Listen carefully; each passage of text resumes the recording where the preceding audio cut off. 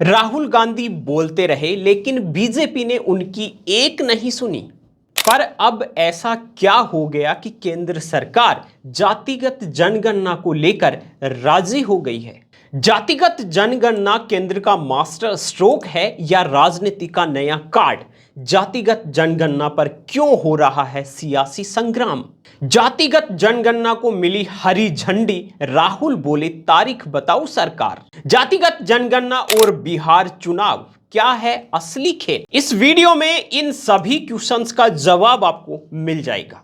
दोस्तों, बिहार विधानसभा चुनाव की गहमा गहमी के बीच एक मुद्दा है, वो जोर पकड़ रहा है, जातिगत जनगणना। केंद्र सरकार ने इसकी घोषणा कर दी है और आजादी के 75 साल बाद जातिगत जनगणना को लेकर बड़ा फैसला किया है, एक डिसीजन लिया है, और वो है बिहार चुनाव से ठीक पहले। हालांकि विपक्ष ने समर्थन जरूर किया है और इस बार कांग्रेस नेता राहुल गांधी ने केंद्र सरकार को एक बार फिर से खुला चैलेंज दे दिया है। उन्होंने मोदी सरकार से जातिगत जनगणना की साफ डेडलाइन मांगी है। तो आखिर यह मुद्दा इतना बड़ा क्यों है और इसका बिहार चुनाव से क्या कनेक्शन है?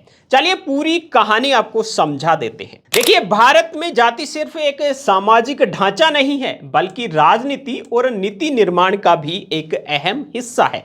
जातिगत जनगणना का मतलब हर जाति की सटीक आबादी कितनी है, उसकी सामाजिक आर्थिक स्थिति, शिक्षा और रोजगार के आंकड़े क्या हैं, उनको जुटाना भी है। इससे सरकार को यह समझने में मदद मिलती है कि कौन से समुदाय पीछे हैं और उन्हें किस तरह की मदद चाहिए। जिसकी जितनी आबादी उसकी उतनी हिस्सेदारी। राहुल गांधी ने अपनी भारत जोड़ो न्याय यात्रा से लेकर संसद तक इस मुद्दे को बार बार उठाया है। उनका नारा है, हमारा अगला कदम जाति जनगणना होगा।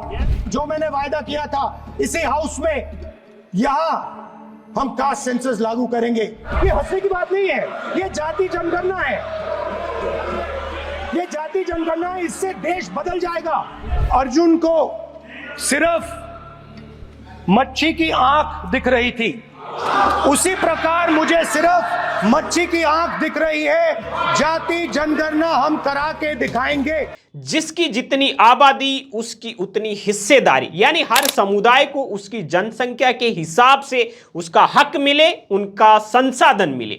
बिहार में जहां जाति आधारित राजनीति हमेशा हावी है, राहुल गांधी ने केंद्र सरकार से पूछा है, जातिगत जनगणना कब होगी? अगर होगी तो इसका टाइमलाइन क्या है? बिहार ने 2023 में खुद का जातिगत सर्वे करवाया था, जिसके आंकड़ों ने सबको चौंका दिया। इस सर्वे में पता चला कि ओबीसी और ईबीसी समुदाय बिहार की आबादी का 63% से ज्यादा है। इसने नीतीश कुमार और तेजस्वी यादव जैसे नेताओं को जातिगत जनगणना को और जोर शोर से उठाने का मौका दे दिया।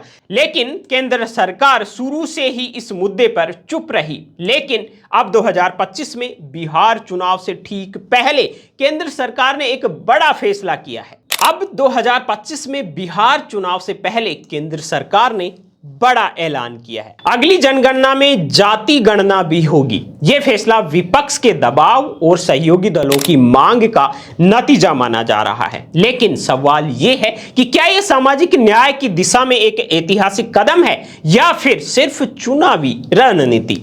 जातिगत जनगणना के फायदे साफ हैं। वंचित समुदायों को उनका हक मिलेगा, नीतियां बेहतरीन होंगी और आरक्षण का आधार है वो मजबूत होगा। लेकिन आलोचकों का कहना है कि इसमें समाज में जातिगत विभाजन बढ़ सकता है। कुछ लोग इसे हिंदू एकता के खिलाफ भी देखते हैं।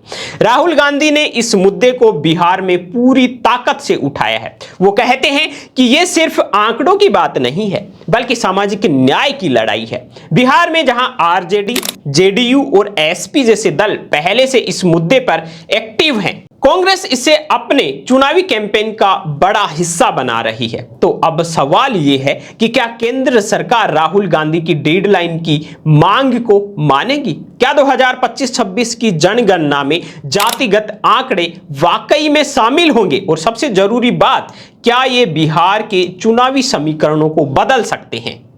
इस वीडियो पर क्या है आपकी राय और क्या जातिगत जनगणना सही है? क्या इससे चुनावों पर असर पड़ेगा? क्या वंचित समुदायों को इसका फायदा मिलेगा? ये प्रश्न अभी भी लोगों के जहन में है। हाँ, याद रखिए, अभी ये सिर्फ एक घोषणा है, इसको धरातल पर भी आना है, आंकड़े भी जुटाने हैं और इसका नतीजा भी आना है, वो दूर की बातें हैं। कमेंट करके हमें जरूर बताइए। और हाँ, अभी तक आपने हमारे चैनल BN हिंदी को सब्सक्राइब नहीं किया है तो यूट्यूब में जाइए, सर्च कीजिए BN हिंदी और हमारे चैनल को सब्सक्राइब करके बेल आइकन को प्रेस कर लीजिए।